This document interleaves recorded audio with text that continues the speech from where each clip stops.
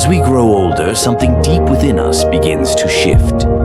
Life no longer revolves around deadlines, busy schedules, or proving ourselves.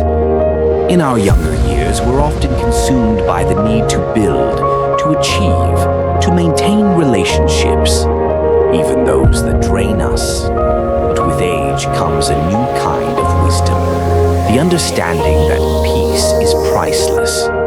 You begin to value your time and energy in a way you never did before. And part of that wisdom is realizing that not everyone deserves access to your life, your home, or even your heart. There are people, sometimes even those closest to us, who bring more harm than healing, more stress than support.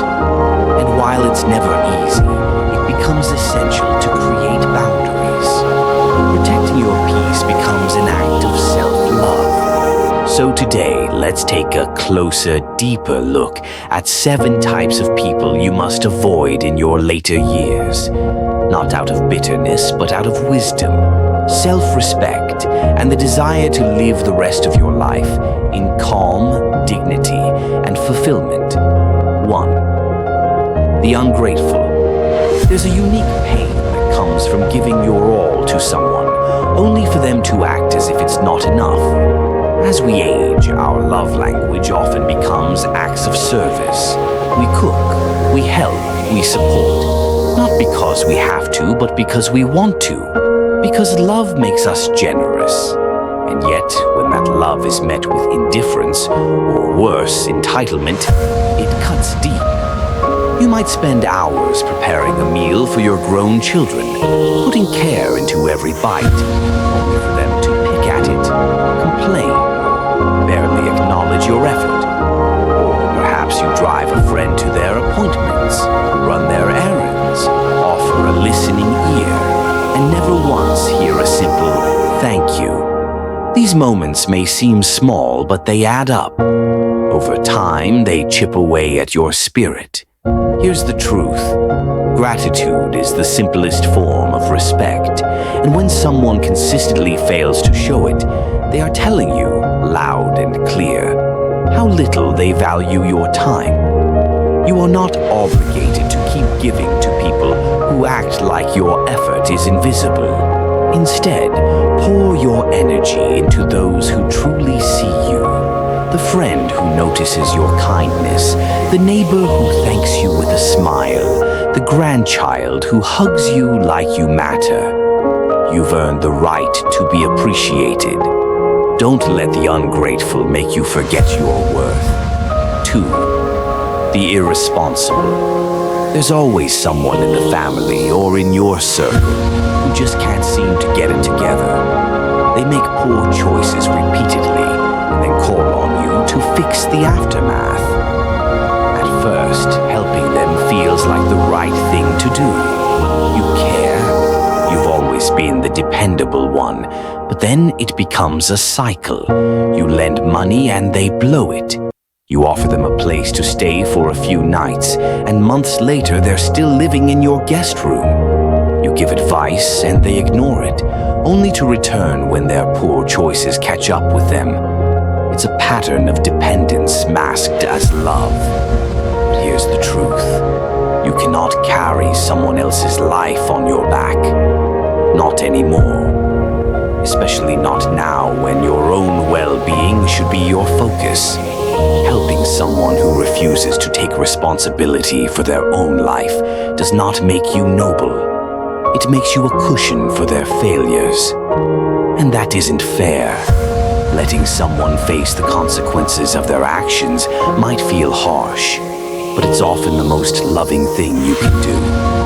It gives them a chance to grow, and it gives you a chance to rest. You've carried enough over the years. It's okay to put it down. 3. The manipulator. Manipulators are often charming. They know exactly what to say to win your sympathy, your attention, your time. They don't demand with force. They pull you in with guilt. I have no one else to turn to. You're the only one I trust. And at first, it feels good to be needed. But over time, you begin to feel drained, taken advantage of, and emotionally cornered. You may notice that every interaction leaves you feeling exhausted or questioning your own boundaries. They might always need a favor, a place to stay, a ride, money, emotional support, anything. And if you hesitate, they imply that you're being heartless. Here's what you must understand.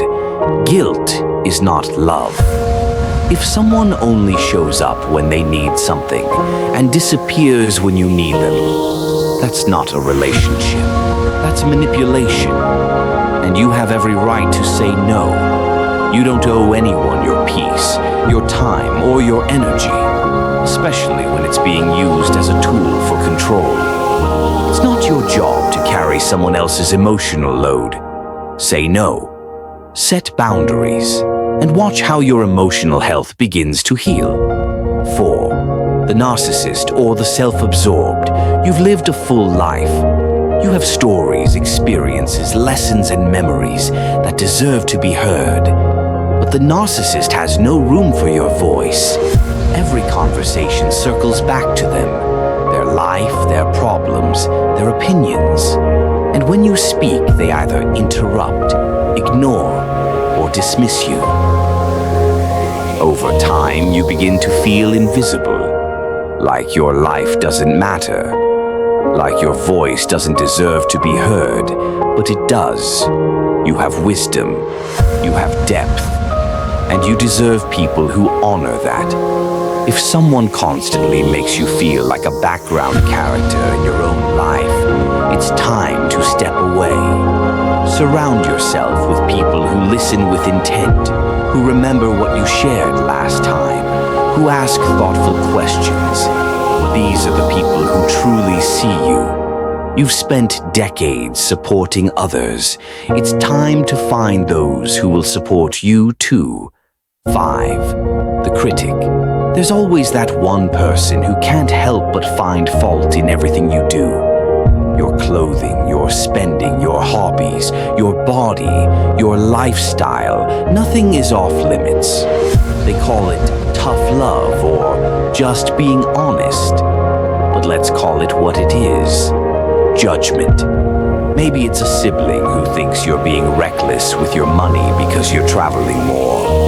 Or a friend who comments on your weight, your appearance, your choices. You've worked hard. You've earned your retirement. You've earned the freedom to live without constant evaluation. Here's the thing. Critics often use their opinions to elevate themselves. But you are not here to be their project. You are not a problem to be fixed. You are a person to be respected. Next time a critic speaks up, don't engage in debate. But simply say, I'm happy with how I'm living. Then move on. Their words only have power if you let them in. You don't need to carry their opinions. Carry your joy instead. 6. The chronic complainer. Everyone needs to vent now and then. That's healthy. But the chronic complainer, that's different. They find fault in everything. The food, the neighbors, the weather, the news, the past, the future.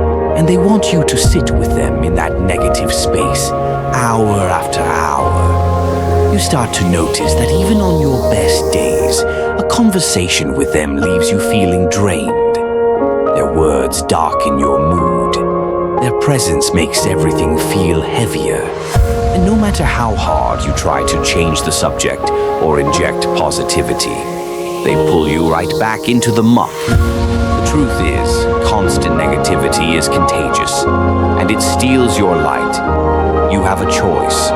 You can absorb their darkness or protect your peace. Be kind but firm. Let's talk about something lighter, or even, I'd rather focus on what's going well. You're not abandoning them. You're choosing joy, and that's a beautiful, powerful thing. 7. The one-upper. It might seem minor, even comical at first. You share a small victory, and they immediately share a bigger one. You talk about your aches, and they've had worse. You mention your grandchild's school award, and they pull out a list of 10 better accomplishments from their own. Over time, this behavior becomes exhausting. It makes you feel like your experiences, your stories, your joys don't matter. They're always being overshadowed. Here's what's really happening. The one-upper is so insecure that they can't let anyone else shine, not even for a moment. And while it might not come from malice, it still steals your spotlight. It's okay to ask for space. I'd really like to finish my story. Or, let's celebrate my moment before we move on. And if they still can't give you that, spend less time with them. Spend more time with people who clap when you win, who smile when you smile. Your happiness is not a competition. It's a gift to be shared. In the end, aging isn't about shrinking into silence. It's about stepping fully into who you are, without apology. Your peace, your time, and your presence are valuable. Not everyone deserves a seat at your table. Not everyone gets a front row seat to your golden years.